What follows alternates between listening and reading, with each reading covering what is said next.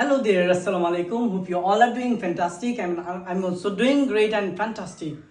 Keep watching, keep writing, keep reading, and also keep watching several types of videos in English if you want to learn English.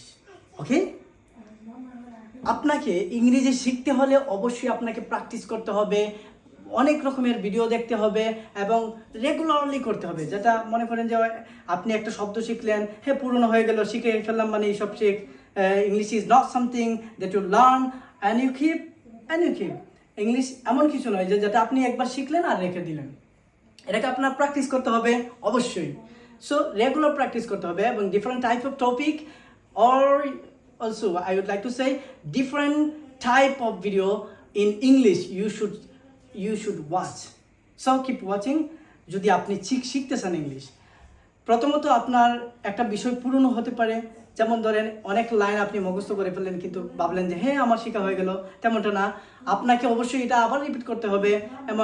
এমনকি practically নিজের সাথে নিজে আপনি চর্চা করেন। কাউকে পাচ্ছেন না, কোনো সমস্যা নেই। There is no problem if you can't find other people.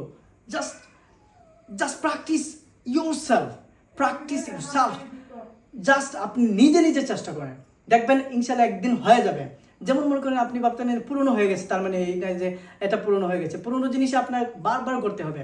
এই যে দেখুন আমার শার্টটা, I think as you can see this is an old shirt. That means, does it mean that I can should I throw it away? এই যে শার্টটা দেখছেন এটা হচ্ছে পুরনো একটা শার্ট, তাই না? This is an old shirt.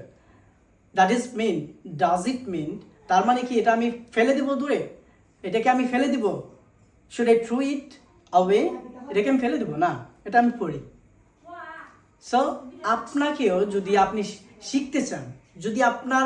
শিখতে চান তাহলে steadily and sincerely you have to work regularly every time. আরেকটা পয়েন্ট কি জানেন? মনে করেন আপনি ঘুমিয়ে ইংলিশ শিখতে পারবেন, ঘুমিয়ে অঙ্ক শিখতে পারবেন, যে কোনো বিষয় আপনি ঘুমিয়ে শিখতে পারবেন। যেমন মনে করেন আপনি যদি কোনো একটা ইংলিশ বিষয় ঘুমানোর আগে অর্থাৎ ঘুমানোর পূর্বে যদি আপনি এটা প্র্যাকটিস করেন নিজের সাথে নিজে, কিংবা in front of the mirror you should practice regularly what that you learn. যা আপনি শিখেন তা আয়নার সামনে প্র্যাকটিস করা উচিত আপনার। Otherwise you will not be able to speak in English. অন্যথায় আপনি ইংরেজিতে কথা বলতে পারবেন না, সক্ষম হবেন না। তো আপনাকে অবশ্যই আয়নার সামনে এবং নিজের সাথে এবং অবশ্যই রাইটিং